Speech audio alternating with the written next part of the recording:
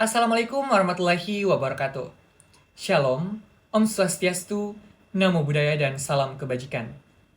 Saya merupakan mahasiswa dari Universitas Negeri Makassar, Fakultas Ilmu Pendidikan, Program Studi Bimbingan dan Konseling. Perkenalkan, nama saya Muhammad Fajrin, dengan NIM 2504045011017. Saya dari kelas B. Video ini saya buat bertujuan untuk menuntaskan ujian tengah semester saya yang diberikan oleh Bapak Zulfikri SPD MPD dengan mata kuliah Perkembangan Peserta Didik.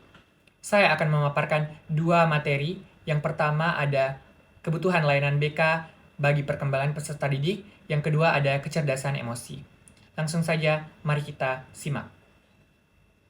Adapun materi yang pertama yaitu kebutuhan layanan BK bagi perkembangan peserta didik dari kelompok 3. Nah, di slide pertama ada pendahuluan yang berisikan definisi layanan bimbingan dan konseling, pentingnya layanan BK dalam pendidikan, dan juga tujuan analisis kebutuhan layanan BK. Nah, jadi, layanan bimbingan dan konseling merupakan bagian integral dari sistem pendidikan yang bertujuan untuk membantu peserta didik dalam mengembangkan potensi diri mereka. Dalam era yang semakin kompleks ini, layanan BK menjadi semakin penting karena siswa menghadapi berbagai tantangan baik akademis maupun emosional. Nah, melalui analisis ini, kebutuhan layanan BK, kita dapat memahami lebih dalam tentang apa yang dibutuhkan oleh siswa untuk mendukung perkembangan mereka secara optimal. Dan pentingnya layanan BK tidak hanya terletak pada penyediaan dukungan emosional, tetapi juga dalam membantu siswa merencanakan masa depan mereka.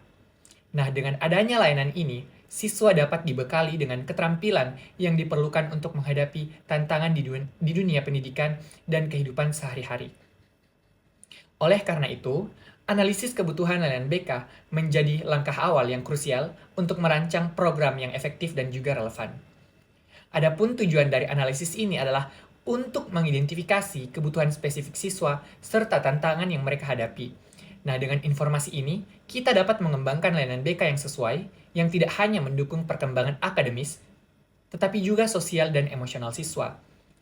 Tentunya hal ini akan menciptakan lingkungan belajar yang lebih baik dan lebih mendukung bagi semua peserta didik. Adapun faktor yang mempengaruhi kebutuhan layanan BK. Nah, di slide ini ada faktor internal, misalnya karakteristik individu siswa. Yang kedua ada faktor eksternal, misalnya lingkungan keluarga dan sosial. Yang ketiga ada dampak dari faktor-faktor tersebut terhadap perkembangan siswa. Langsung saja kita bahas. Jadi kebutuhan layanan BK dipengaruhi oleh berbagai faktor, baik internal maupun eksternal. Faktor ini mencakup karakteristik individu siswa, seperti kepribadian, minat, dan kemampuan akademis. Setiap siswa memiliki keunikan yang mempengaruhi cara mereka belajar dan berinteraksi dengan lingkungan sekitar. Oleh karena itu, penting bagi layanan BK untuk memahami karakteristik ini agar dapat memberikan dukungan yang sesuai. Di sisi lain, faktor eksternal juga memainkan peran penting dalam membentuk kebutuhan siswa. Lingkungan keluarga dan sosial, seperti dukungan dari orang tua dan juga teman, komunitas, dapat mempengaruhi kesejahteraan emosional dan akademis siswa. Misalnya, siswa yang berasal dari keluarga yang mendukung cenderung memiliki kepercayaan diri yang lebih tinggi dan juga lebih mampu menghadapi tantangan. Dengan memahami interaksi antara faktor-faktor ini, kita dapat merancang layanan BK yang lebih komprehensif dan juga dampak dari faktor-faktor ini terhadap perkembangan siswa sangat signifikan. Siswa yang mendapatkan dukungan yang tepat dari layanan BK dapat mengalami peningkatan dalam prestasi akademik, keterampilan sosial, dan kesehatan mental. Oleh karena itu, analisis mendalam mengenai faktor-faktor yang mempengaruhi kebutuhan layanan BK sangat penting untuk menciptakan program yang efektif dan responsif terhadap kebutuhan siswa. Slide ketiga ada rekomendasi untuk pengembangan layanan BK. Nah, di slide ini berisikan rekomendasi program layanan BK yang berbasis kebutuhan, pentingnya pelatihan bagi konselor, dan juga kolaborasi dengan pihak lain seperti sekolah, orang tua, dan juga komunitas. Nah, berdasarkan analisis kebutuhan yang telah dilakukan, terdapat beberapa rekomendasi untuk pengembangan layanan BK yang lebih efektif. Pertama, program layanan BK perlu dirancang berdasarkan kebutuhan spesifik siswa. Ini termasuk menawarkan sesi konseling individu, kelompok, serta workshop yang fokus pada pengembangan keterampilan sosial dan emosional. Dengan pendekatan yang disesuaikan, siswa akan lebih termotivasi untuk mengakses layanan yang tersedia. Selanjutnya, penting bagi konselor untuk mendapatkan pelatihan yang berkelanjutan agar mereka dapat mengikuti perkembangan terbaru dalam bidang psikologi pendidikan dan layanan BK. Pelatihan ini akan meningkatkan kemampuan konselor dalam menangani berbagai masalah terhadap siswa, serta membantu mereka untuk lebih memahami dinamika yang terjadi di lingkungan sekolah. Dengan konselor yang terlatih, layanan BK dapat memberikan dukungan yang lebih baik kepada siswa. Dan terakhir, kolaborasi antara sekolah, orang tua, dan komunitas sangat penting dalam mendukung layanan BK. Dengan melibatkan semua pihak, kita dapat menciptakan lingkungan yang lebih mendukung bagi siswa, misalnya mengadakan seminar atau workshop yang melibatkan orang tua dan komunitas, itu dapat memperkuat dukungan yang diterima oleh siswa. Dengan langkah-langkah ini, kita dapat memastikan bahwa layanan BK tidak hanya efektif, tetapi juga berkelanjutan dan relevan dengan kebutuhan peserta didik. Itulah tadi pemaparan materi dari saya mengenai analisis kebutuhan layanan BK bagi perkembangan peserta didik. Selanjutnya, materi yang kedua, yaitu kecerdasan emosi yang merupakan materi dari kelompok 6. Nah, di slide yang pertama ini berisikan poin penting mengenai kecerdasan emosi. Yang pertama ada definisi kecerdasan emosi atau emotional quotients yang disingkat menjadi EQ. Adapun komponen utama EQ, yaitu kesadaran diri, pengelolaan emosi, empati, keterampilan sosial, dan juga pentingnya EQ dalam kehidupan sehari-hari. Nah, betul sekali bahwa kecerdasan emosi atau yang sering disebut EQ adalah kemampuan untuk mengenali, memahami, dan mengelola emosi diri sendiri serta emosi orang lain. Dalam kehidupan sehari-hari, kita seringkali dihadapkan pada situasi yang memerlukan lebih dari sekedar kecerdasan intelektual. Komponen utama dari kecerdasan emosi meliputi kesadaran diri, pengelolaan emosi, empati, dan keterampilan sosial. Masing-masing komponen ini saling berhubungan dan berkontribusi pada kemampuan individu untuk berinteraksi secara efektif dengan orang lain. Kesadaran diri misalnya, adalah kemampuan untuk mengenali emosi kita sendiri dan bagaimana emosi tersebut mempengaruhi pikiran dan perilaku kita. Sementara itu, pengelolaan emosi adalah kemampuan untuk mengendalikan emosi dalam situasi yang sulit. Nah, empati memungkinkan kita untuk memahami perspektif orang lain dan keterampilan sosial membantu kita dalam membangun hubungan yang sehat. Nah, dengan memiliki kecerdasan emosi yang baik, kita dapat meningkatkan kualitas hubungan interpersonal dan mencapai kesuksesan dalam berbagai aspek kehidupan. Maka dari itu, pentingnya kecerdasan emosi tidak bisa diabaikan, karena penelitian menunjukkan bahwa individu dengan EQ yang tinggi cenderung lebih sukses dalam karir, memiliki hubungan yang lebih baik, dan lebih mampu mengatasi stres. Dan juga dalam dunia yang semakin kompleks ini, kemampuan untuk berempati dan berkomunikasi dengan baik menjadi kunci untuk menciptakan lingkungan yang harmonis, baik di tempat kerja maupun dalam kehidupan pribadi.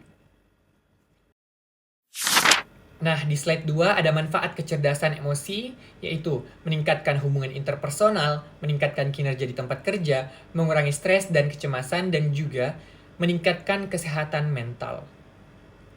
Betul sekali bahwa kecerdasan emosi memiliki berbagai manfaat yang signifikan, baik dalam konteks pribadi maupun profesional. Pertama, EQ yang tinggi dapat meningkatkan hubungan interpersonal. Ketika kita mampu memahami emosi orang lain, kita dapat berkomunikasi dengan lebih efektif dan membangun ikatan yang lebih kuat. Tentu saja ini sangat penting dalam berbagai situasi, mulai dari hubungan pertemanan hingga interaksi dalam tim kerja. Di tempat kerja, individu dengan kecerdasan emosi yang baik seringkali menunjukkan kinerja yang lebih baik. Mereka lebih mampu bekerja sama dalam tim, menyelesaikan konflik, dan memimpin dengan empati. Karena sebuah studi menunjukkan bahwa perusahaan yang memiliki pemimpin dengan EQ tinggi cenderung memiliki tingkat kepuasan karyawan yang lebih tinggi dan produktivitas yang lebih baik. Nah, tentu saja hal ini menunjukkan bahwa investasi pengembangan kecerdasan emosi dapat memberikan hasil yang positif bagi organisasi. Selain itu, kecerdasan emosi juga berperan penting dalam mengurangi stres dan kecemasan. Karena dengan kemampuan untuk mengenali dan mengelola emosi, kita dapat lebih baik dalam menghadapi tantangan dan tekanan yang ada. Individu yang memiliki EQ yang tinggi cenderung lebih resilient dan mampu menjaga kesehatan mental mereka. Tentu saja ini menunjukkan bahwa mengembangkan kecerdasan emosi tidak hanya bermanfaat bagi hubungan sosial, tetapi juga bagi kesejahteraan mental kita secara keseluruhan. Nah, di slide 3 ada mengembangkan kecerdasan emosi, yaitu dengan latihan kesadaran diri, teknik pengelolaan emosi, meningkatkan empati melalui pendengaran aktif, keterampilan sosial, yaitu praktik komunikasi efektif. Nah, jadi mengembangkan kecerdasan emosi adalah proses yang memerlukan kesadaran dan latihan. Salah satu langkah awal yang dapat kita lakukan adalah latihan kesadaran diri. Karena ini bisa dilakukan melalui meditasi atau refleksi diri, di mana kita meluangkan waktu untuk merenungkan emosi kita dan bagaimana emosi tersebut memengaruhi tindakan yang kita lakukan. Nah, dengan menjadi lebih sadar akan diri sendiri, itu kita dapat lebih mudah mengelola reaksi kita terhadap situasi yang menantang. Selanjutnya, teknik pengelolaan emosi juga sangat penting. Karena ini bisa meliputi strategi seperti pernafasan dalam, berbicara dengan seseorang yang kita percayai, atau menulis jurnal untuk mengekspresikan perasaan kita. Ketika kita mampu mengelola emosi kita dengan baik, kita dapat menghindari reaksi impulsif yang seringkali berujung pada konflik. Selain itu, meningkatkan empati kita melalui pendengaran aktif juga sangat bermanfaat. Dengan benar-benar mendengarkan orang lain, kita dapat memahami bahwa perspektif mereka dan merespon dengan lebih tepat. Terakhir, keterampilan sosial adalah aspek penting dari kecerdasan yang seringkali diabaikan. Karena praktik komunikasi yang efektif seperti memberikan umpan balik yang konstruktif dan menunjukkan penghargaan kepada orang lain dapat membantu kita membangun hubungan yang lebih baik. Dengan mengembangkan keterampilan ini, kita tidak hanya meningkatkan kecerdasan emosi kita, tetapi juga menciptakan lingkungan yang lebih positif dan mendukung di sekitar kita. Jadi kesimpulannya adalah kecerdasan emosi adalah keterampilan yang penting dalam memengaruhi berbagai aspek kehidupan kita. Dengan memahami dan mengembangkan EQ, kita dapat membangun, meningkatkan hubungan interpersonal, kinerja di tempat kerja, dan kesehatan mental. Melalui latihan dasar, melalui latihan kesadaran diri, teknik pengelolaan emosi, dan peningkatan keterampilan sosial, kita dapat menjadi individu yang lebih empatik dan efektif dalam berinteraksi dengan orang lain. Nah, maka dari itu, mari kita berkomitmen untuk mengembangkan kecerdasan emosi kita demi kehidupan yang lebih baik.